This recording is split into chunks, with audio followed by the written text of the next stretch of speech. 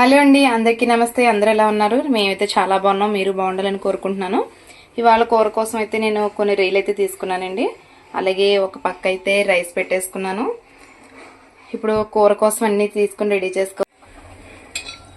రొయ్యలన్నీ అయితే ఫ్రిడ్జ్లో తీసుకున్నాం కదండి, కూలింగ్ అయితే తగ్గింది. ఇప్పుడు వీటిలన్నింటినీ కడిగి ఒక గిన్నెలోకి అయితే తీసుకుంటున్నాను. అలాగే మరొక స్టవ్ మీద అయితే ఈగురు కర్రీ చేస్తున్నాను కదండి, రసం కూడా పెట్టేసుకున్నాను. బాగా ఎండలుగా ఉన్నాయి కదా, బెల్లం చారు పెట్టాను, టమాటా రసం పెట్టలేదు, బెల్లం చారు పెట్టానండి. ఇప్పుడు అది మరిగిపోయింది, తాలింపు వేసుకుందాం. అలాగే చూసారా, ఆనియన్స్ కూడా కట్ చేసేసుకున్నాను. అలాగే రైస్ కూడా అయిపోయిందండి, దీన్ని అయితే వంచేసుకున్నాను. ఇప్పుడు ఈ మరిగిపోయిన రసాన్ని తీసి పక్క స్టవ్ మీద పెట్టుకుని కూర అయితే చేసేద్దామండి. దానికోసం ఒక గిన్నె అయితే తీసుకున్నాను. ఆయిల్ కూడా వేసేస్తున్నానండి గిన్నెలోని. వెడల్పుగా ఉన్నది తీసుకున్నాను, అంటే రొయ్యలు ఎగురు ఏంటంటే ఎలా చేస్తున్నాను చూపిస్తాను. ఉల్లిపాయలు కూడా వేసుకున్నాం. కొద్దిగా ఉల్లిపాయలు అయితే మగ్గినాయి కదండి, ఇప్పుడు సాల్ట్ యాడ్ చేసుకుంటున్నాను. ఒకసారి కలిపి మళ్ళీ బాగా మగ్గనిద్దాం. ఇప్పుడు ఆనియన్స్ అయితే బాగా మగ్గిపోయినాయండి. ఇప్పుడు ఇదండి చూడండి, ఇగురు మసాలా ఎలా స్టోర్ చేసుకున్నాను. ఎప్పుడు ఏదో ఒక ఇగురు కర్రీ ఉంటుంది కాబట్టి నేను ఇలా బాక్స్ నిండుగా సరిపోయితే ఇలా మసాలా ప్రిపేర్ చేసుకుని పెట్టుకుంటాను. అప్పటికప్పుడు రెడీ చేయాలంటే కొంచెం టైం టేకింగ్ కదా. ఇప్పుడు ఇది కొంచెం వేసుకున్నాం కదండి, ఒక 1.5 స్పూన్. ఇది కొంచెం కలుపుకొని మనం రొయ్యలు వేసేసుకుందాం. ఇప్పుడు మనం కడిగి పెట్టుకున్న రొయ్యలన్నిటిని వేసుకున్నామండి. ఇప్పుడు ఈ రొయ్యల నుంచి వచ్చే వాటరు, ఆ మసాలా అంతా కూడా బాగా మగ్గుతుందండి. టేస్ట్ అయితే బాగా పట్టుకుంటుంది. అందుకే నేను ముందుగా వాటర్ తీయడం కానీ పచ్చి రొయ్యలకి అలాంటివి ఏమీ చేయను. ఇప్పుడు వేసిన రొయ్యలన్నింటినీ ఇలా ఒకసారి కలిపి ఇందులో ఉన్న వాటర్ అంతా ఇంకిపోయేంత వరకు మగ్గించుకుందాం. రొయ్యలు మగ్గినాయండి, కొంచెం కారం యాడ్ చేసుకుంటున్నాను కూరకు సరిపడని. ఒకసారి కలుపుకుని ఇప్పుడు ఇందులో కొంచెం కరివేపాకు,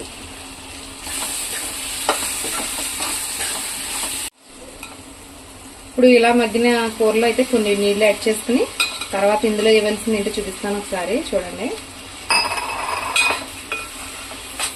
ఇప్పుడు ఈ రొయ్యల కూరలోకి అయితే వేసేది ఏంటో చూపిస్తాను కదా. ఇంకొక ఒక 5 ఎగ్స్ అయితే తీసుకున్నాను. వీటిని అయితే వాటర్లో శుభ్రంగా కడుక్కుని ఇప్పుడు మనం ఇలా కూరలో వేసిన వాటర్ అంతా బాగా బాయిల్ అవుతుంది కదా. ఇప్పుడు మనం స్లోగా ఈ గుడ్లను అయితే పగలగొట్టి ఇందులో వేసుకుందాం.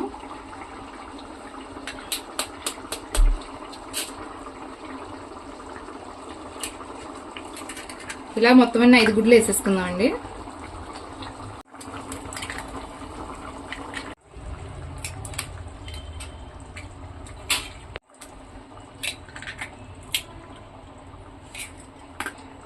ఇలా గుడ్లన్నీ పగలగొట్టేసుకున్నాం కదండి. ఇప్పుడు దీన్ని ఏం కదపకుండా మనం దీనికి సరిపడా మూత అయితే కవర్ చేసుకుని కొద్దిసేపు మగ్గిన తర్వాత మీకు చూపిస్తాను ఎలా ఉన్నది అనేది.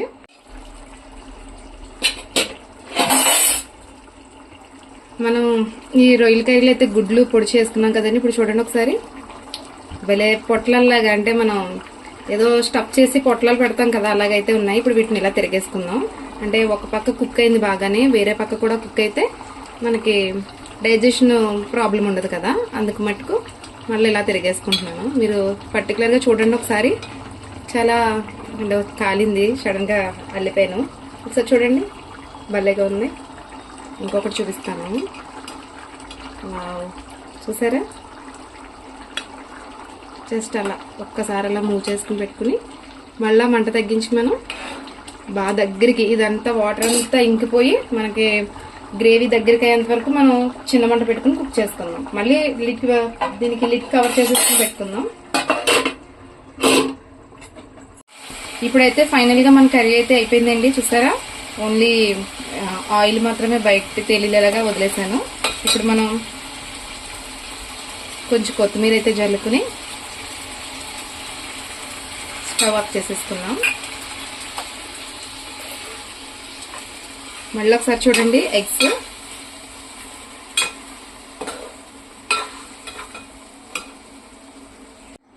ఇప్పుడు కర్రీ అయితే అయిపోయింది కదండి. ఇప్పుడు మనం అలాగే ఒక ప్లేట్లోకి అయితే రైస్ తీసుకున్నాను. అలాగే ఇప్పుడు మనం వండిన కర్రీని అయితే తీసుకుని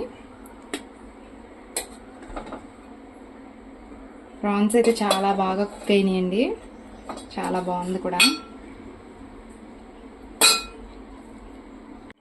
అలాగే ఇది ఇగురు కర్రీ కదండి, నేను అందుకోసం అని చెప్పని ఒక నిమ్మకాయ స్లైస్ తీసుకున్నాను, అలాగే కొన్ని ఆనియన్స్ కూడా తీసుకున్నాను. ఈ ఇగురు కర్రీలోకి ఇలా లెమన్ స్క్వీజ్ చేసుకుని అలా కలుపుకుని అలా ఉల్లిపాయతో తింటుంటే అండి చాలా బాగుంటుంది. దీన్ని మీరు ఎంజాయ్ చేయాలని చెప్పినైతే ఇలా ప్లేటింగ్ చేసి అయితే మీకు చూపిస్తున్నాను. మీకు కనుక నచ్చితే కనుక తప్పకుండా కర్రీని అయితే ట్రై చేయండి, ఓకేనండి. అలాగే నచ్చితే కనుక ఒక లైక్ చేయడం అయితే మర్చిపోవద్దు.